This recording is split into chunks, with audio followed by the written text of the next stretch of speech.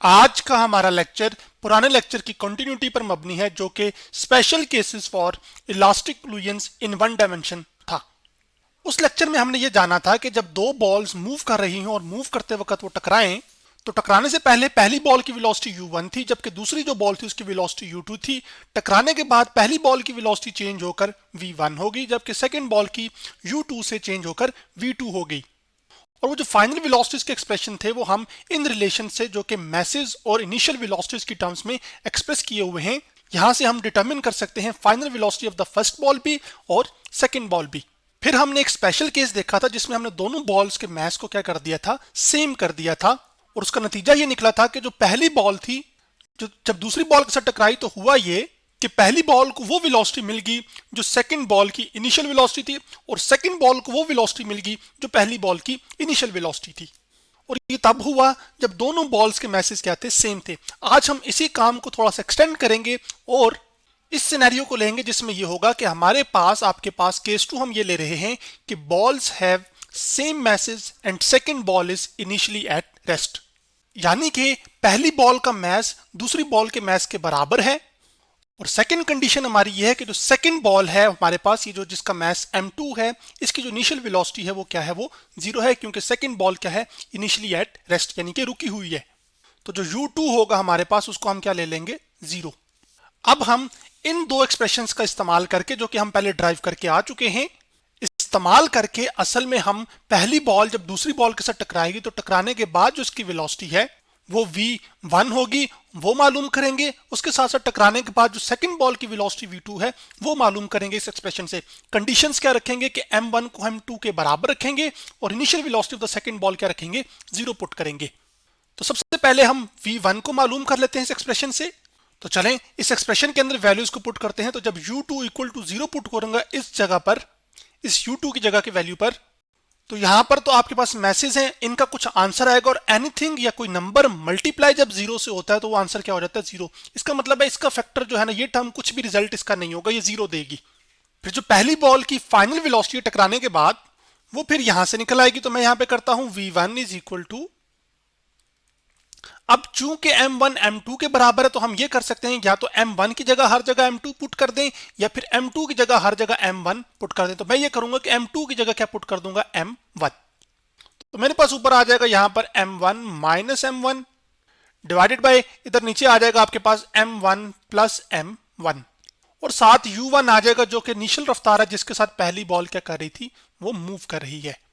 अब अगर देखा जाए m1 माइनस m1 क्या होगा, ये असल में 0 ही होगा ना। जैसे अगर पहली बॉल का मैस 5 है तो 5 माइनस 5 क्या होता है, 0, और 0 मल्टीप्लाई बाय एनीथिंग क्या होता है, 0, और 0 डिवाइड बाय कोई नंबर भी क्या होगा, 0। तो इसका मतलब है इस पूरे एक्सप्रेशन का जो आंसर है वो असल में क्या आ जाएगा, वो 0 आ जाएगा। इसका मतलब है कि पहली बॉल की टकराने के बाद जो वेलोसिटी है वो असल में क्या हो जाएगी, वो 0 हो जाएगी, यानी कि ये बॉल क्या हो जाएगा, वो रेस्ट पर आ जाएगा।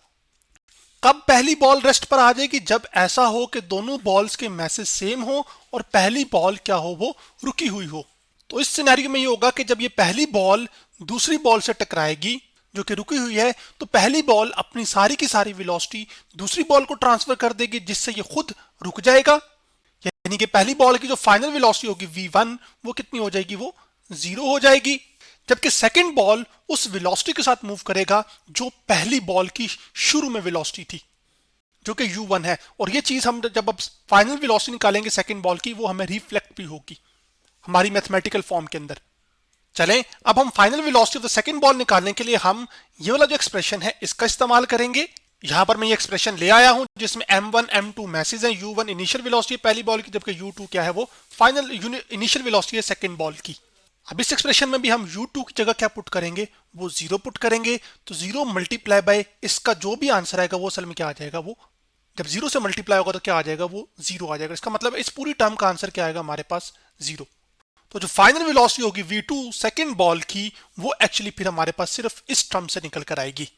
और यहां पर भी हम ये करेंगे कि m2 की जगह हम m1 को रिप्लेस कर देंगे क्योंकि दोनों मैसेज बॉल्स के क्या है, अब सेम है। तो जो v2 है मेरे पास वो निकल कर आ जाएगा v2 is equal to 2m1 आ जाएगा मेरे पास ऊपर यहां पर। उसके बाद साथ साथ m1 प्लस m2 की जगह हम क्या पुट करेंगे, m1, तो m1 प्लस m1 आ जाएगा, और साथ ऊपर इधर क्या आ जाएगा, वो u1 जो कि इनिशियल रफ्तार है जिसके साथ पहली बॉल मूव कर रही थी।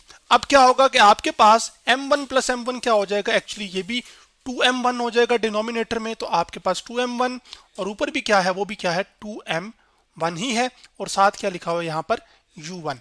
ये 2m1 की टर्म इस 2m1 की टर्म से क्या हो जाएगी, कैंसिल।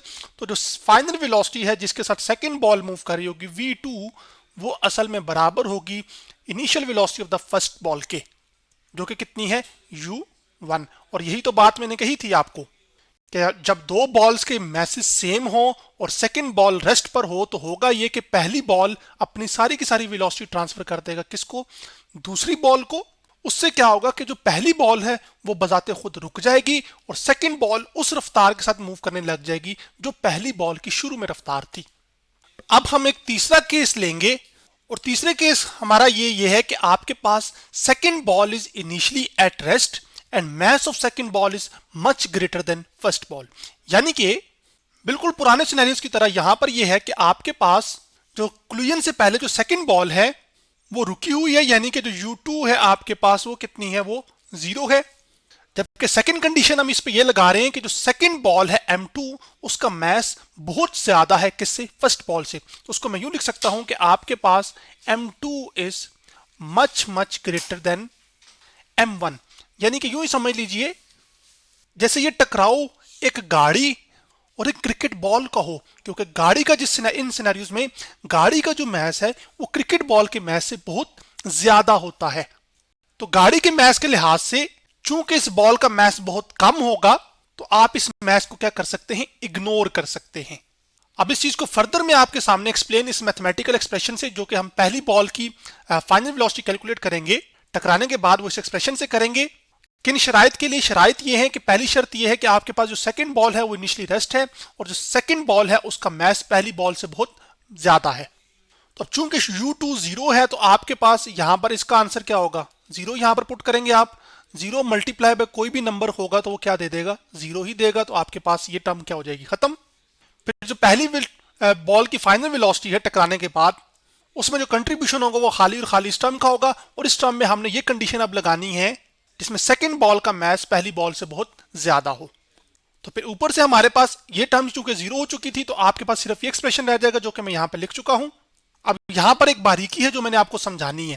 पहली बारीकी ये है कि यहां पर आपके पास डिफरेंस लिखा हुआ है दो बॉल्स के मैसेज का, पहली बॉल और दूसरी बॉल का। अब हमारी जो शर्त हमने रखी है वो ये रखी है कि जो पहली बॉल का मैस है वो बहुत कम है किससे, दूसरी बॉल से, या फिर आप यूं भी कह सकते हैं कि जो सेकंड बॉल का मैस है वो बहुत बड़ा है किससे, फर्स्ट बॉल से। तो m1 माइनस m2 असल में आपके पास अप्रोक्सीमेटली इक्वल होगा माइनस m2 के। क्यों, उसको जरा समझा देता हूं। मान लीजिए कि जो पहली बॉल है जैसे ये वाली, इसका जो मैस है वो सिर्फ 0.1 kg है, जबकि जो सेकंड बॉल है जिसको आप कार भी मान सकते हैं, उसका जो मैस है वो 1000 किलोग्राम है। अब मैं जब 0.1 में से माइनस करूंगा 1000, तो इसका जवाब आएगा लगभग आपके पास 0.1 छोटा नंबर है जबकि 1000 बड़ा नंबर है, तो साइन फिर बड़े नंबर का आता है, तो माइनस तकरीबन ये जवाब आएगा 999.9। और अगर आप ये गौर करें तो ये मैस वही है जो तकरीबन आपके पास सेकंड बॉल का मैस है। तो फिर इस वजह से मैं ये कर सकता हूं कि m1 माइनस m2 को क्या लिख सकता हूं, approximately equal to minus m2।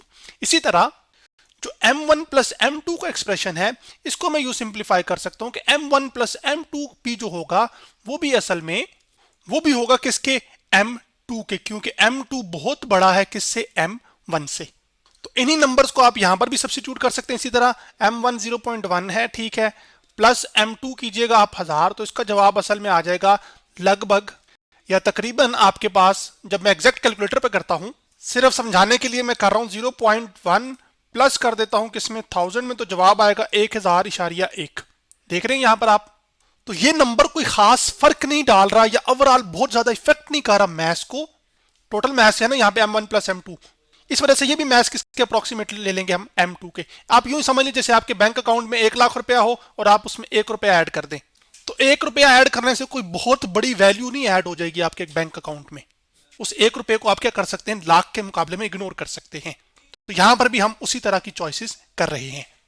तो फिर मेरे पास फाइनल फॉर्म बन जाएगी एक्सप्रेशन की, v1 आ जाएगा मेरे पास यहां पर, m1 माइनस m2 की जगह मेरे पास आ जाएगा माइनस m2, जबकि m1 प्लस m2 की जगह क्या आ जाएगा m2, और साथ मेरे पास यहां पर आ जाएगा u1, तो मैं यहां पे u1 लिख दूंगा। अब ये m2 इस m2 की टर्म से क्या हो जाएगा, कैंसिल। तो आपके पास ये होगा कि आपके पास जो v1 है यानी कि पहली बॉल की फाइनल वेलोसिटी है वो बराबर होगी u1 के, यानी कि पहली बॉल की इनिशियल वेलोसिटी के। लेकिन साइन एक नेगेटिव ये बता रहा है कि अगर पहली इनिशियल बॉल इस तरफ आ रही थी तो टकराने के बाद क्या होगा कि वो इस तरफ जाएगी। इस चीज को मैं आपको सिर्फ एक छोटी सी एनिमेशन से एक्सप्लेन कर देता हूं, और मैंने चीजों का आपको सिर्फ अंदाजा देना है, इस वजह से जो एनिमेशन है मैं ये fed.colorado.edu की वेबसाइट से ले रहा हूं। यहां पर मुझ पे कंस्ट्रेंट ये है कि मैं मैसेज को बहुत ज्यादा बढ़ा नहीं सकता, तो यहां पर मैंने ये लिया है कि पहली बॉल का मैस 0.1 लिया है, जबकि जो सेकंड बॉल है उसका मैस 3 लिया। यही वो मैक्सिमम और मिनिमम वैल्यू जो मैं मैस ले सकता हूं इस एनिमेशन में। लेकिन समझने के तौर पर आप ये करेंगे, जब ये शुरू में ये सेकंड बॉल रुकी हुई है, पहली बॉल इस बॉल की तरफ आएगी तो टकराने के बाद देखेगा कि पहली बॉल जाती किस तरफ है, पहली बॉल टकराएगी इसके साथ और वापस चली जाएगी। तो असल में ये यही बात बता रही है कि जब किसी हैवी बॉडी के साथ जो कि रुकी हुई हो कोई बहुत हल्की बॉडी या हल्का ऑब्जेक्ट टकराएगा तो टकराने का रिजल्ट ये होगा कि जो सेकंड बॉल होगा उस पर कोई खास फर्क नहीं पड़ेगा, लेकिन पहली बॉल उस रफ्तार के साथ मूव करेगी जिसके साथ उसने टकराया था, लेकिन डायरेक्शन क्या हो जाएगी, रिवर्स हो जाएगी। अब इसी बॉल की जगह अगर आप गाड़ी खड़ी कर दें या दीवार खड़ी कर दें तो दीवार के साथ जब बॉल लगती है तो बॉल वापस जाएगी, ऐसा नहीं होगा कि दीवार आगे निकल जाएगी। और ये सब कुछ पॉसिबल हो रहा है किन कोलिजन्स के अंदर, क्या किन टकराव, खास टकराव के अंदर, इलास्टिक कोलिजन्स के अंदर। इलास्टिक कोलिजन्स के अंदर क्या होता है कि काइनेटिक एनर्जी और मोमेंटम क्या रहता है, कंजर्व रहता है। यानी कि जितना काइनेटिक एनर्जी और मोमेंटम किसी सिस्टम का पहले होता है उतना ही काइनेटिक एनर्जी और मोमेंटम सिस्टम का टकराने के बाद होता है। ये तो हमने फाइनल वेलोसिटी निकाली आफ्टर कोलिजन ऑफ बॉल 1 इस सिनेरियो के लिए। अब हम फाइनल वेलोसिटी निकालेंगे आफ्टर कोलिजन ऑफ बॉल 2, जो कि बाहर एनिमेशन से ये नजर आई कि सेकंड बॉल की वेलोसिटी पे फर्क नहीं पड़ना चाहिए, वो क्या रहेगी, वो रुकी ही रहेगी। तो जो हम विजुअलाइज कर रहे हैं उसको मैथमेटिक्स के अंदर रिफ्लेक्ट भी होना चाहिए ना, तो मैथमेटिकल फॉर्म के अंदर ये चीज आपको दिखाई अभी देगी। तो final velocity of the after collision of ball 2 निकालने के लिए हम इस एक्सप्रेशन का इस्तेमाल करेंगे। अब मैं थोड़ी फास्ट कैलकुलेशन करूंगा इस तरह से, क्योंकि u2 का बार बार हम बता चुके हैं कि वो क्या है, हमारी 0 है। तो 0 मल्टीप्लाई बाय कोई भी नंबर क्या आ जाता है, वो 0 आ जाता है। इसका मतलब ये टर्म कंट्रीब्यूट ही नहीं करेगी, सब कुछ जो रोल है वो इसी टर्म का है। तो मैं v2 equal to 2m1 u1 divide by m1 plus m2 लिख लूंगा यहां पर। उसके बाद हमारे पास ये था कि जो m1 प्लस m2 था वो अप्रोक्सीमेटली किसके इक्वल था, m2 के। तो फिर मैं यहां पर क्या करूंगा कि 2m1 लिखूंगा और नीचे जो लिखी हुई टर्म m1 प्लस m2 उसकी जगह क्या पुट कर दूंगा m2, और साथ क्या आ जाएगा यहां पर u1। अब ये जो m1 है ये पहली बॉल का मैच था जो कि हल्की बॉल होगी, जबकि जो सेकंड बॉल है उसका मैच ज्यादा था और पहली बॉल के मुकाबले में बहुत ही ज्यादा है। तो ये जो m1 और m2 की रेशो है ये असल में क्या होगा कि ये बहुत छोटी आएगी, यानी कि m1 डिवाइड बाय जो m2 है ये बहुत छोटी आएगी, लेस देन बहुत कम होगी, किससे, 1 से। यानी कि ये 0 के कहीं लगभग अप्रोच करेगी। इसको मैं जरा समझाता हूं नंबर्स के साथ। m1 हमने क्या लिया था 0.1 और जो m2 था वो 1000 लिया था। तो इसी चीज को हम कैलकुलेटर पे डालकर देखते हैं और चीजों को समझते हैं। 0.1 को जब मैं डिवाइड करता हूं 1000 के साथ तो आपके पास जवाब क्या आ रहा है 0.001, यानी कि ये इतना नंबर छोटा है कि जो कि लगभग 0 के है या तकरीबन 0 को क्या कर रहा है, अप्रोच कर रहा है। तो फिर जब ये नंबर 0.001 u1 के इनिशियल वेलोसिटी से मल्टीप्लाई होगा तब भी आंसर क्या असल में आएगा, 0 को ही अप्रोच कर रहा होगा। इसी वजह से आपके पास जब इस तरह से सिनेरियो बन जाएगा जिसमें पहली बॉल का मैच बहुत कम हो सेकंड बॉल से और सेकंड बॉल इनिशियली रेस्ट पर हो, तो जो सेकंड बॉल की फाइनल वेलोसिटी है v2 उस पर कोई खासा फर्क नहीं पड़ता और वो आपके पास क्या होती है, वो इसी तरह लगता है जैसे कि वो बॉल क्या है, वो रुकी हुई है या ऑब्जेक्ट क्या हुआ है, जो पहली बॉल उसके साथ टकराती है, जो पहला ऑब्जेक्ट जब उसके साथ टकराता भी है तो उसकी वेलोसिटी पे कोई खास फर्क नहीं आता, इस वजह से वो स्टेशनरी रहती है। इसको आप एनालाइज यूं कर सकते हैं जैसे गाड़ी हो जिसका मैस हम m2 मान रहे हैं और वो बहुत ज्यादा है किससे, पहले ऑब्जेक्ट से, जैसे कि ये आपके पास बॉल हो। तो बॉल जब गाड़ी के साथ टकराएगी तो गाड़ी की वेलोसिटी पे कोई खास फर्क नहीं आएगा, गाड़ी क्या रहेगी, रुकी ही रहेगी, अंडर द कंडीशन कि आपके पास जो सेकंड ऑब्जेक्ट है वो रेस्ट पर हो, उसके साथ साथ उसका मैस बहुत ज्यादा हो बनिस्बतन इस बॉल के। तो तब ये होगा कि जो v2 होगा यानी कि इस बॉल की, इस गाड़ी की वेलोसिटी है फाइनल टकराने के बाद वाली, वो असल में फिर क्या होगी, वो 0 होगी। एक सिनेरियो में फर्क पड़ सकता है और वो सिनेरियो ये होगा जिसमें जो U1 का नंबर है वो बहुत बड़ा हो, यानी कि वो हजारों या करोड़ों की वैल्यू में हो, तो तब जाके मुमकिन है कि जो गाड़ी है वो क्या करने लग जाए, वो मूव करने लग जाए। करोड़ों वैसे बहुत बड़ा नंबर हो गया, हजारों या लाखों में भी चली जाती है बात, तो तब भी ये रीजनेबल पॉइंट बन जाता है।